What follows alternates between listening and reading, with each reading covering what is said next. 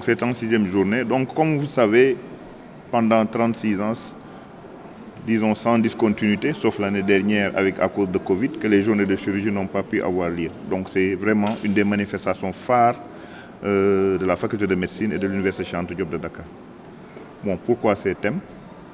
Covid est venu nous perturber.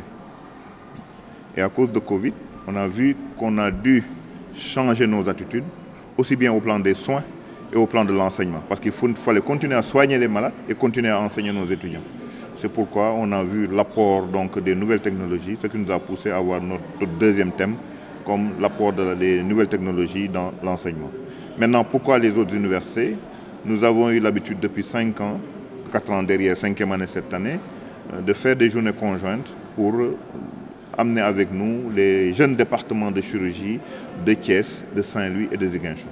Ça nous a permis d'enseigner à distance. La majorité de nos enseignements, aussi bien à Dakar, Thiès, Saint-Louis, se sont faits à distance.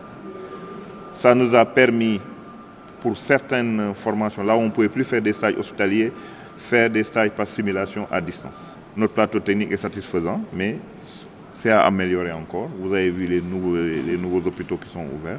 Je ne pourrais pas vous donner le nombre exact de chirurgiens, mais il faut compter, on est moins de 1000. Effectivement, il y a toujours eu des chirurgiens dans les régions. Peut-être le travail était beaucoup plus harassant pour eux. Maintenant, il y a l'apport des nouvelles universités.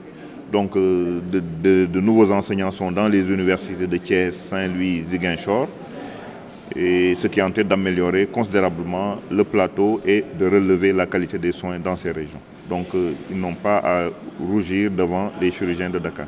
Quel lien? Pendant la pandémie, le problème de lit s'est posé. Il fallait trier les malades. Donc, ce qui était moins urgent que pouvaient attendre, on les a fait attendre. Ce qui était urgent ou bien des pathologies comme les pathologies cancéreuses ont été pris en charge, mais en prenant les précautions. Mais la priorité était donnée aux patients présentant Covid-19. Dans une université africaine, dans des hôpitaux africains, on aura toujours de la pathologie aux urgences. C'est les urgences. Il y a la pathologie infectieuse qui sera là. Donc urgence infectieuse, péritonite, occlusion, appendicite. Les urgences traumatiques, il y aura toujours des accidents de la circulation. Donc on ne peut pas faire un congrès de chirurgie sans parler d'urgence. Maintenant, l'autre thème, les tumeurs.